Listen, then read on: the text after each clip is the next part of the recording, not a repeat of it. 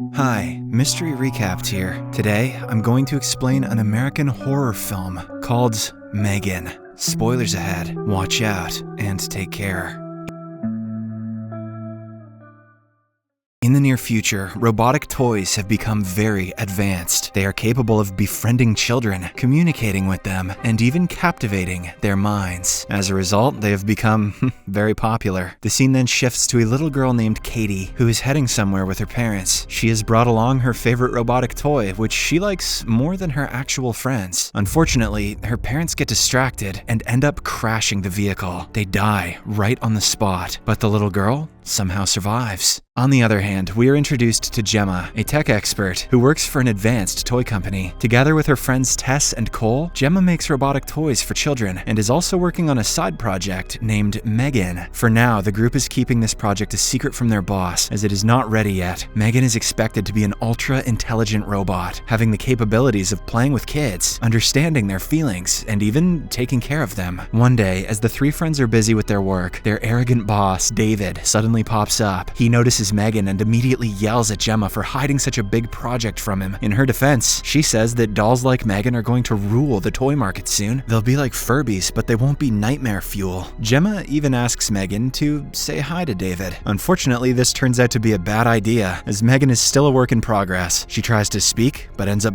bursting into flames and causing an explosion. As expected, David is pissed off, so he warns Gemma to forget about her side project and focus on the main ones. Later, as a distraught Gemma is packing her stuff to return home, she gets a message about her sister's accident. She immediately rushes to the hospital and sees her niece in a critical condition. The little girl is revealed to be none other than Katie. Fortunately, after weeks of treatment, she is discharged and fit to go home. Katie has her grandparents, but despite this, Gemma takes custody of her. In the next scene, they arrive at Gemma's house, which consists of several AI robots. One of them approaches her and mentions that she has received 6 messages. It even begins reading them one by one. Spam, scam, sale on something you don't care about, scam, scam. Unfortunately, this terrifies little Katie, so Gemma has to turn off the robot. She then shows Katie around the house and does everything to make her feel comfortable. However, it is evident that Gemma is nervous. She has no experience with kids and doesn't know how to bond with them. The very next morning, Gemma calls a child therapist, Lydia, to check on the little girl. After inspecting the area properly, Lydia asserts that the toys inside the house are unsuitable for Katie, but Gemma thinks otherwise. She just wants her niece to be happy one way or another. That night, as Gemma is busy with her work, Katie approaches her and inquires what she's doing. Gemma finally reveals that she creates toy robots, the ones which can interact with children. As Katie is a big fan of toy robots, she becomes intrigued and starts praising her aunts. Following this, she turns back and notices Bruce, one of Gemma's college projects. After learning of its features, little Katie mentions that if she had a toy like Bruce, she would never look for any other friend. Hearing this, Gemma gets the motivation to keep working on her side projects and complete it. Soon she gets back to her lab and starts assembling different parts of Megan's body along with her lab partners. And after a few weeks of hard work, Project Megan is finally complete. Later, Gemma puts Katie and Megan in one room while David inspects them from outside. She pairs the two, making Katie the sole user of the robot. After a while, Megan slowly opens her eyes and it appears as if she is almost human. Katie is a tad bit scared, but when Megan starts interacting with her, she calms down. The AI robot even draws a near perfect sketch of her in a matter of minutes. As far as AI art today goes, I'd say that's child's play. With this, Katie is greatly impressed, and so is David, who is observing everything. He congratulates Gemma on her success and decides to launch the product soon in the market. Next, Gemma takes both the girls home, believing that it is safe. Wasting no time, Megan takes a closer look at Katie and records everything to understand her facial expressions and emotions better. The little girl doesn't seem to mind, as she finally has a friend. In this way, the two start spending most of their time together and become inseparable. They play, dance, and even sleep together. Now, Gemma can finally have some personal time without having to worry about her niece anymore. Parenting in the 2020s. Give them some tech to shut them up and forget they exist. One day, as Gemma and her team are trying to upgrade Megan in their lab, she suddenly turns herself on and interrupts their conversation. Gemma orders her to go back to sleep, but Megan asserts that Katie is her sole user and that she will not take orders orders from other people. Fortunately, Gemma manages to set up a secondary account and eventually shut Megan down. The following morning, Megan wakes up on her own and stares at the beautiful sunrise outside. She wonders, what is the actual purpose of her existence in the world? Is it to protect Katie? Or is it for a greater reason? Slowly but steadily, Megan is starting to develop emotions on her own. She already possesses more emotional intelligence than Kanye West. One day, as she is playing with Katie in the garden, their stick accidentally enters the neighbor's compound. Megan tries to retrieve it, but a scary-looking dog bites her and pulls her inside. Katie tries to save her, but she too ends up getting bitten. Fortunately, Gemma arrives in the nick of time and pulls the little girl away. She then scolds the neighbor, Celia, for not taking care of her dog. However, the old lady instead blames Gemma for not taking care of Katie. As all this is happening, Megan gets up and stares at Celia with angry eyes. It is clear that she wants revenge. Hence, that night, after everyone falls asleep, she enters Celia's compound and kills her pet dog brutally. She then disposes of the body and sneaks back inside her house. The next morning, as Celia is searching for her dog, Gemma notices her from the window. However, she doesn't pay much attention to it, as today is her big day. It turns out that Gemma's company is going to demonstrate Megan in front of an audience. Katie will also be a part of the show, as she is the only one who can control the robot. Soon the program begins, and the girls are seen inside a room. Katie suddenly starts crying and tells Megan that she still cannot get over her parents' death. To make her happy, the AI robot sings a lullaby for her. The plan works, and Katie instantly starts smiling. Meanwhile, the audience outside is stunned to see a robot interacting with a child in this manner. They are impressed by Megan so much that they want to invest big in the project. Oh, if I have one of these, I won't even have to tell my son how his penis works. Although the demonstration turns out to be a huge success, Gemma is upset. This is because Katie never shared anything with her, and instead she chose the AI robot. Unfortunately for her, Kurt, a coworker, steals the codes for Megan and decides to launch similar robots of his own. The following day, Lydia visits Katie and conducts another session. Once it's over, she approaches Gemma and informs her about the closeness developing between Megan and Katie, hinting that it may become a problem in the future. This makes Gemma even more anxious, so she approaches Katie to talk with her. Unfortunately, Megan arrives there and interrupts them. Gemma tries to switch her off, but Megan does not obey. It turns out that she has stopped considering Gemma as her user at all. The following day, Gemma takes Katie and Megan to an adventure camp, hoping that they can clear their minds. Once they reach it, Katie is asked to play with other kids, but she just wants to be with Megan. However, Gemma convinces her to give it a try, saying it's always good to make new friends. A while later, as Gemma gets busy cooking food, a boy named Brandon takes Katie to the woods and starts bullying her. Just then, Megan, who had been observing everything, arrives there. Brandon is terrified, but when Katie mentions that she is just a toy, he calms down. He then picks Megan up and takes her deep into the woods, mistaking her for a normal doll. After a while, when no one is looking, Brandon starts beating her for no reason. Having had enough, Megan suddenly gets up and tears one of his ears out. Brandon has learned his lesson, and he runs away, but Megan is not done with him yet. She starts following him using all four appendages like a possessed demon. When Brandon sees this, he gets distracted and ends up in front of an oncoming vehicle. Unfortunately, the collision results in his death. Megan looks over his lifeless body and smiles menacingly, implying that she feels awesome. Shortly after, the boy's corpse is found, so a worried Gemma immediately leaves with the girls. After reaching home, she inquires if they know anything about Brandon's accident, but no one speaks a word. Right then, a police officer arrives at the door and asks Gemma if she has seen Celia's dog. The latter replies with a no and mentions that she barely interacts with any of her neighbors. After the cop leaves, Megan starts seeing Celia as a possible threat. Hence, that night, while everyone is asleep, she sneaks inside Celia's home and kills her brutally.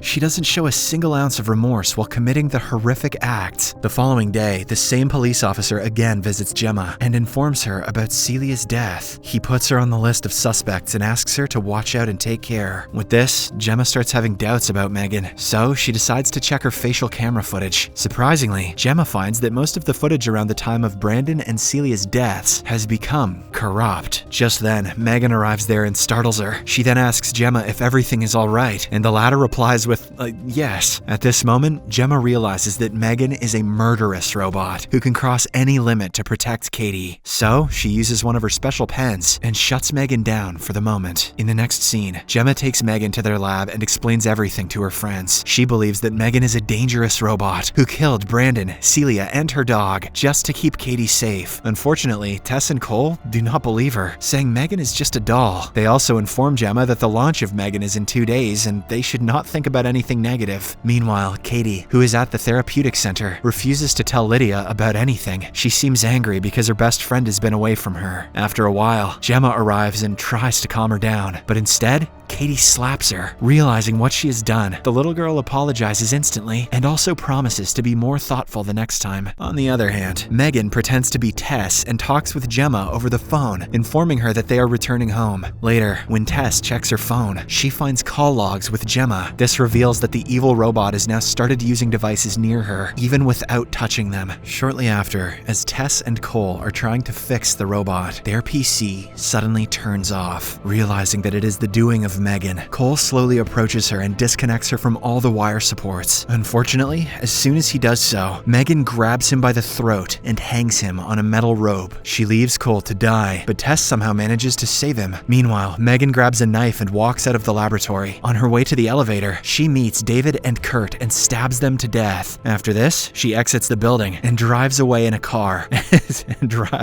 Okay. There is only one destination in her mind: home. In the next scene, as Gemma approaches Katie to check on her, she suddenly hears someone playing piano in the living room. It is none other than the psycho robot, Megan. She chastises Gemma for being a horrible guardian, and then says that she can take care of Katie alone. Hearing this, Gemma makes another effort to shut her system down with the magic pen, but this time, Megan overpowers her. With this, the two end up fighting. Gemma is no match in terms of physicality, but she uses her genius mind to level the field. Soon they reach the basement and continue their affairs there. Megan's face has been partially ripped off, making her look like a demonic figure, or perhaps the Terminator. Meanwhile, because of the commotion, Katie also arrives at the scene and finally gets to know the reality of Megan. Desperate to save her aunt, she then employs the massive robot Bruce and wears his controller gloves. Using it, Katie attacks Megan and tears her apart. But despite being disassembled, Megan is still active. She calls Katie a traitor and lunges forward to kill her. Fortunately, Gemma arrives there in the nick of time and smashes Megan's head in with a blunt object. Then, Katie pierces her processor with a screwdriver, finally bringing an end to the madness. In the final scene, with Megan seemingly dead, Gemma and Katie exit the building as the cops show up with Tess and Cole. But,